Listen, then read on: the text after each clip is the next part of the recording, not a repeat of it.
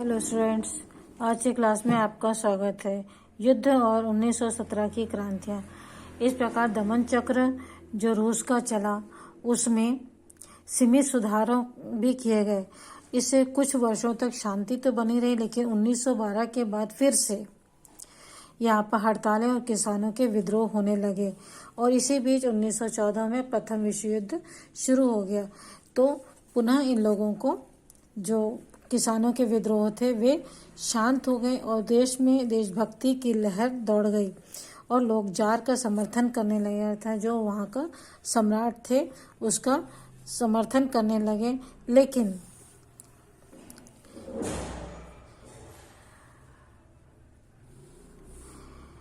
2 वर्षों के अंदर ही युद्ध में बराबर हार हो रही थी और जो हालात थे उसकी युद्ध की जो विभीषिका थी, जो उसके दुष्परिणाम देख रहे थे, वह देखते हुए रूस के सैनिक, मजदूर और किसान थक चुके थे और 2 वर्षों के अंदर ही वह इसे समाप्त करना चाहते थे। इस समय जमीन में रोटी, शांति की मांग को लेकर के 23 फरवरी 1917 को यहाँ पर पुनः आंदोलन हुए, जिसमें महिला दिवस पर पेट्रोगार्ड, जो पिट्सबर्ग का नया नाम था, वहाँ पर शहर की महिलाओं, मजदूरों ने शांति और रोटी की मांग करते हुए एक जुलूस निकाला और 13 दिनों के अंदर ही इसमें 23 फरवरी में यह घटना जो है 23 फरवरी 1917 की घटना है। और जो रूस का प्रचलित कैलेंडर जो है वह 13 दिन पीछे चलता है, तो इस प्रकार यह घटना जो है फरवरी की घटना मानी जाती है।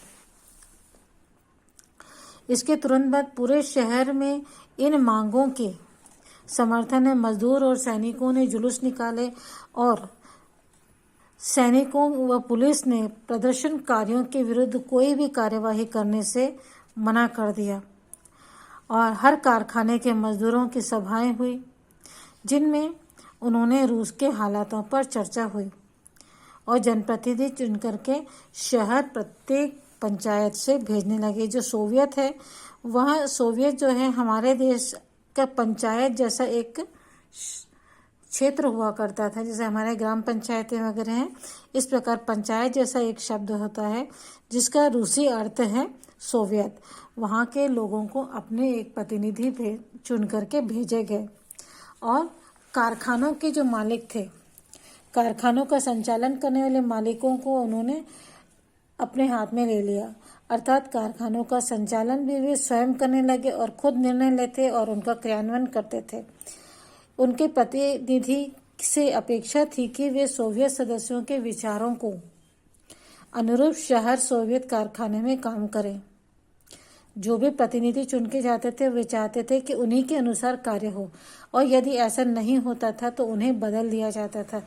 किसी जो प्रतिनिधि चुनकर भेजा जाता था वो चाहते थे जनता कि वह प्रतिनिधि हमारे अनुसार ही कार्य करे।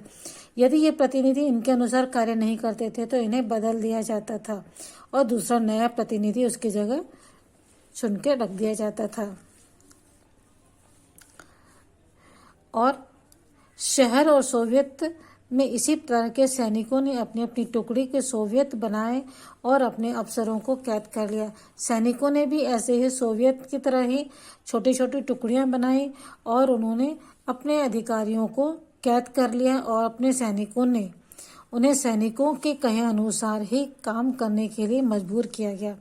गांव के किसानों ने भी इसी प्रकार से भूस्वामियों के विरोध आंदोलन किए और दुकानें लूटी, महलों को लूटी। इस प्रकार कुछ ही दिनों में पूरे देश की अर्थव्यवस्था और जो शासन व्यवस्था है पूरी तरह से चरमरा गई। अर्थात देखते देखते पूरे देश में 2-4 दिनों में पुराने शासन तंत्र का अंत हो गया और लोग अपने अपने तरीके से सत्ता करने लगे। ये देखो, यहाँ पे चित्र है मार्च 1917 में पेट्रोगार्ड सोवियत की बैठक में किस प्रकार हुआ करती थी।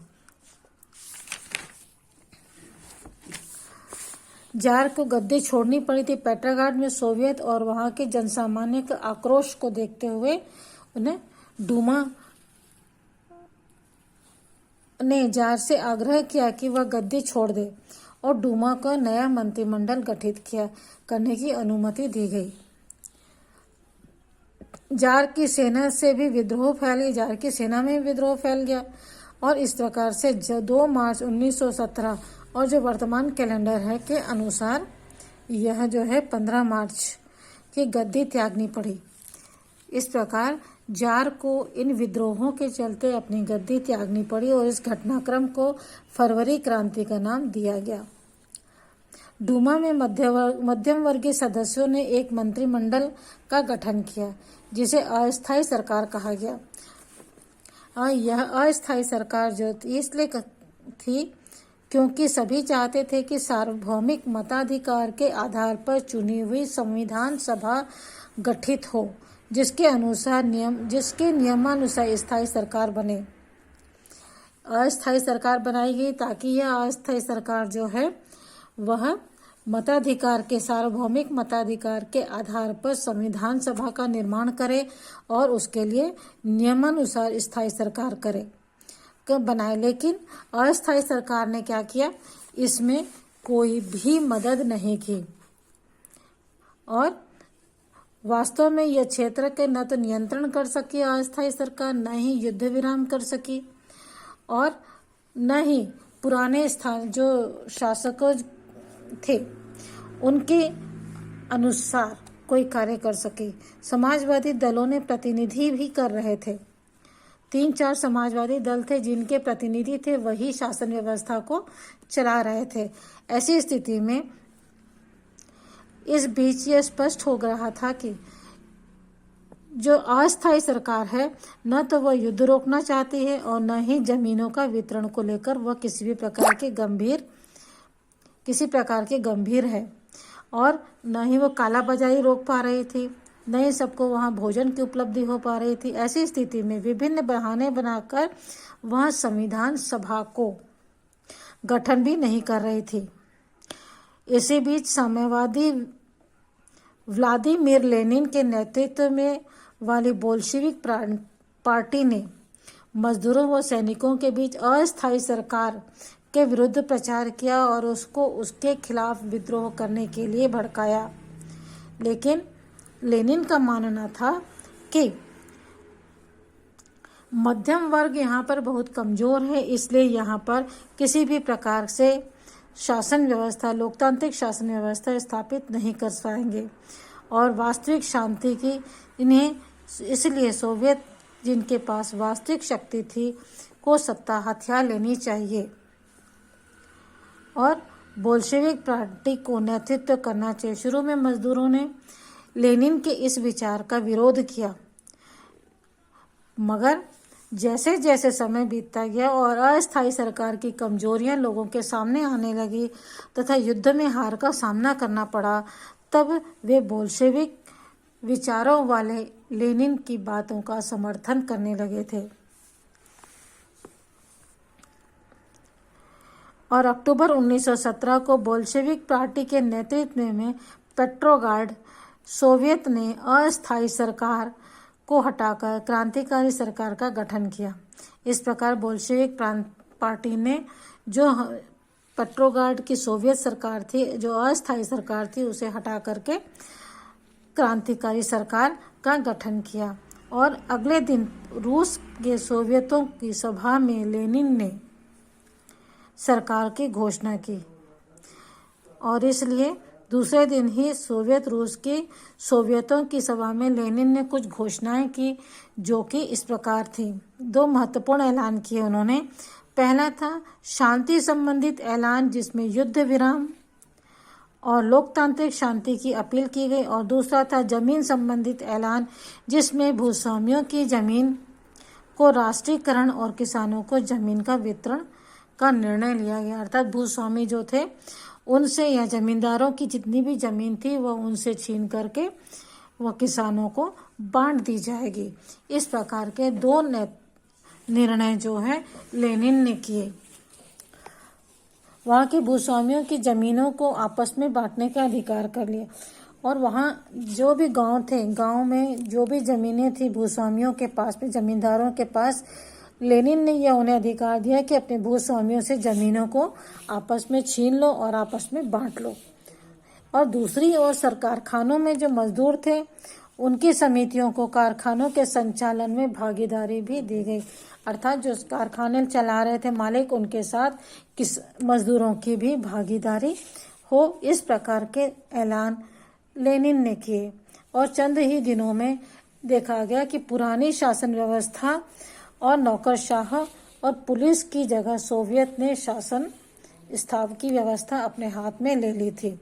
इस प्रकार लेनिन की कोशिशों के द्वारा सभी शहरवासियों को खाने के लिए रोटी और रहने के लिए आवास मिल सके थे। इसके साथ ही रूस ने ऐलान किया कि जारशाही के तहत जो भी राष्ट्र रूसी साम्राज्य द्वारा दबाए गए हैं या उन पर अधिकार किया गया है, वे अब स्वतंत्र है। लेनिन ने यह ऐलान किया कि जारशाही के तहत ने जो भी अपने आसपास के क्षेत्रों को जबरदस्ती अपने अधीन किया था वह स्वतंत्र हैं और अपनी मर्जी से ये तय कर सकते हैं कि वह रूस के साथ रहना चाहते हैं या स्वतंत्र होना चाहते हैं। इस प्रकार फिनलैंड, लिथुआनिया, एस्टोनिया, यूक्रेन जैसे देश स्वतंत्र हुए। जहाँ तक विश्व युद्ध के समाप्त करने की बात थी, उस समय रूसी अपील के बावजूद भी कई देश जो है शांति समझौते के लिए तैयार नहीं हुए थे।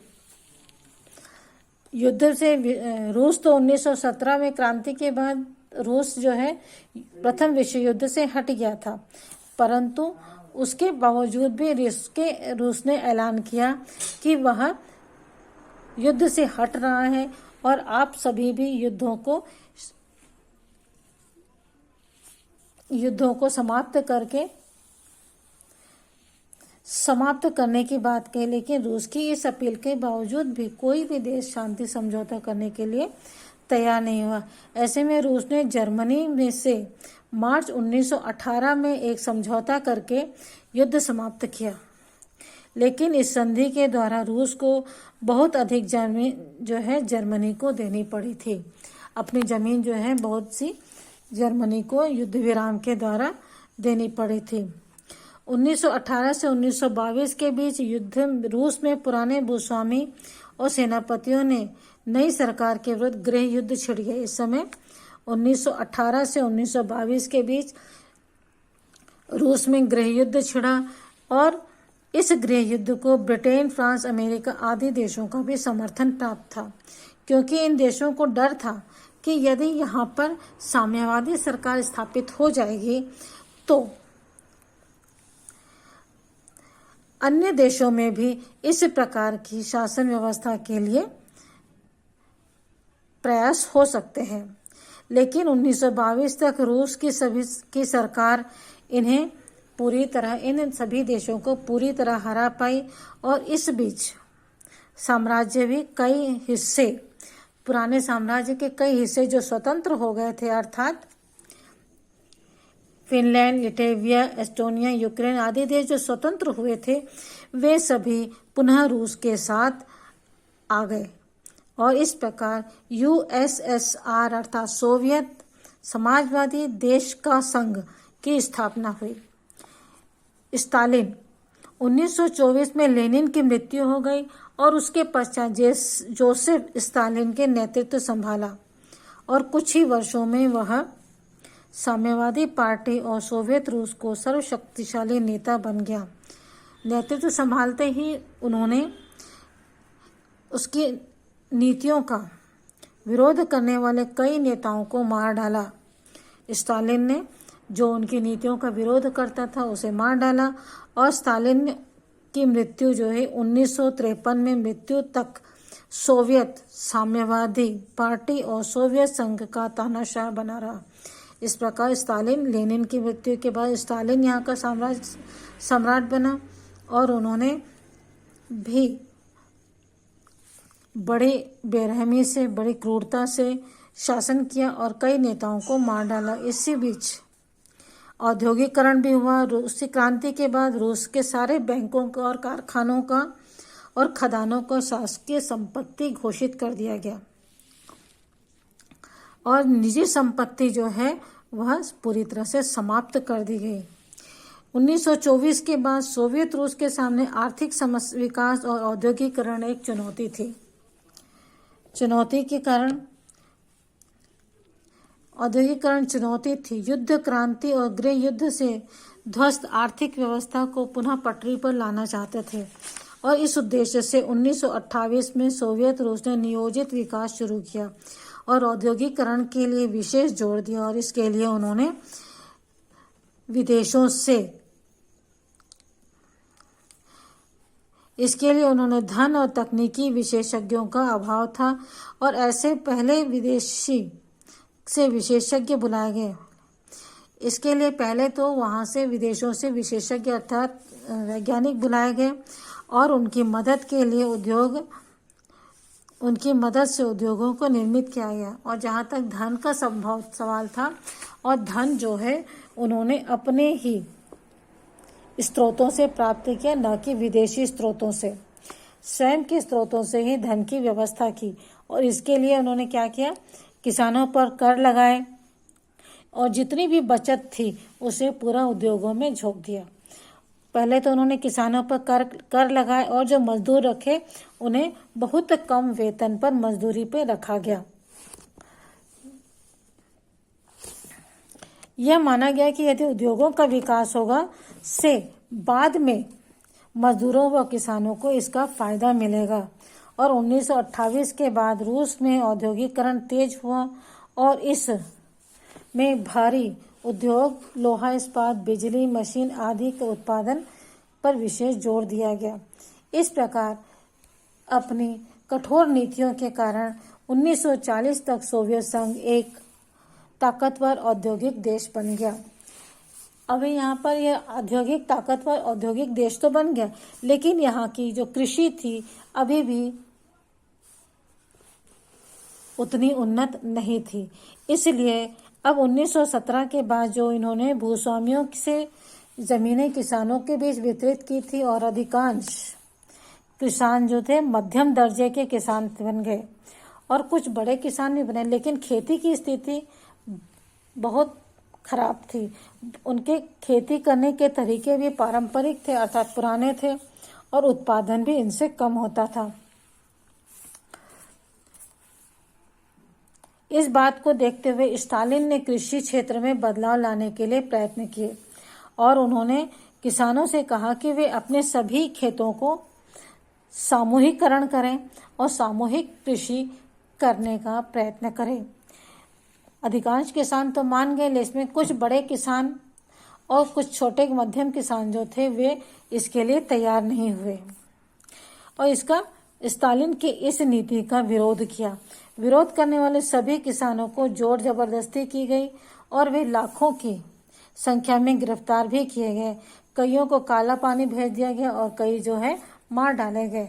इस प्रकार जोर जबरदस्ती के कारण कुछ वर्ष रूस की जो क्रांति है वह संकटग्रस्त रही, लेकिन इस बीच 1932 और 34 के बीच जो है भीषण अकाल भी पड़ा और लाखों लोग जो है भूखमरी के कारण मारे गए।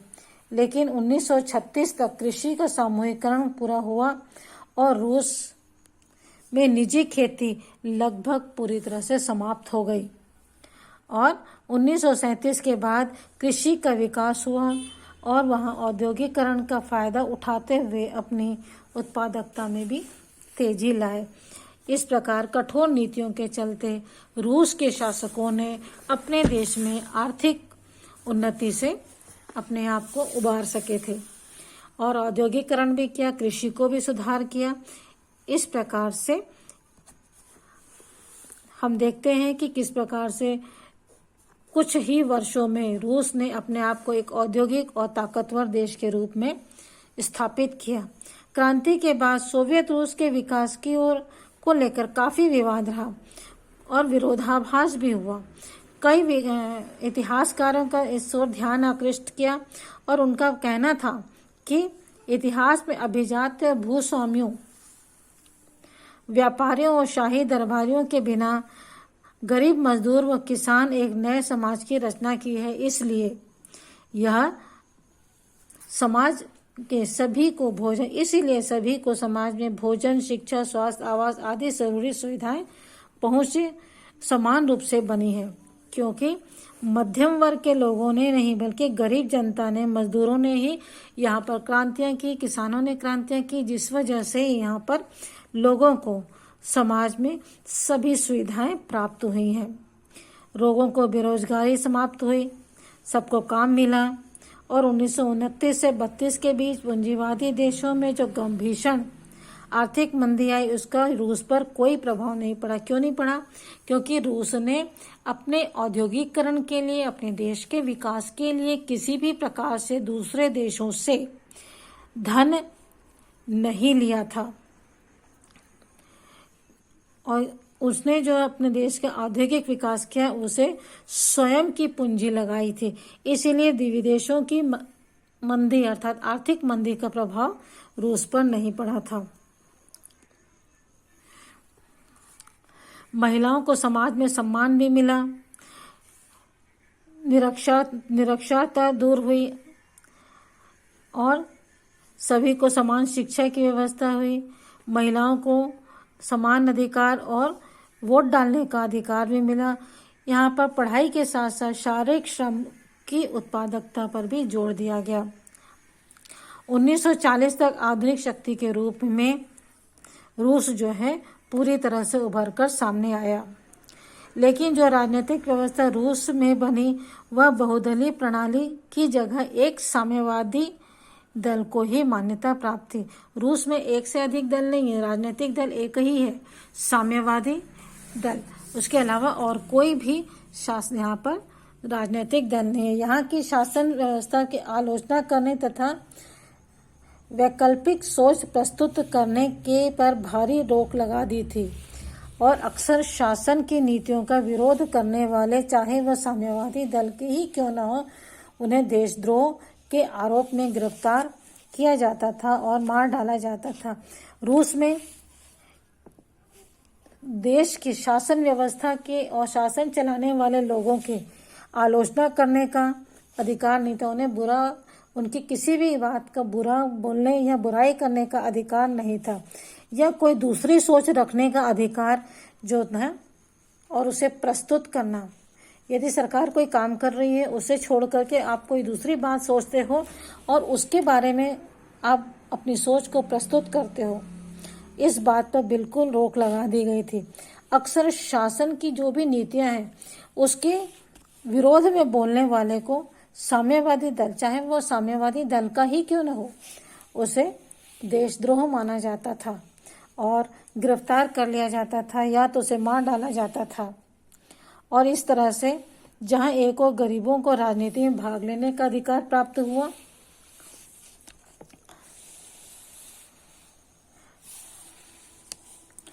और वहीं उनके पास और कोई विकल्प न होने के कारण लोकतंत्र का भी पूरा विकास यहाँ पर नहीं हो सका।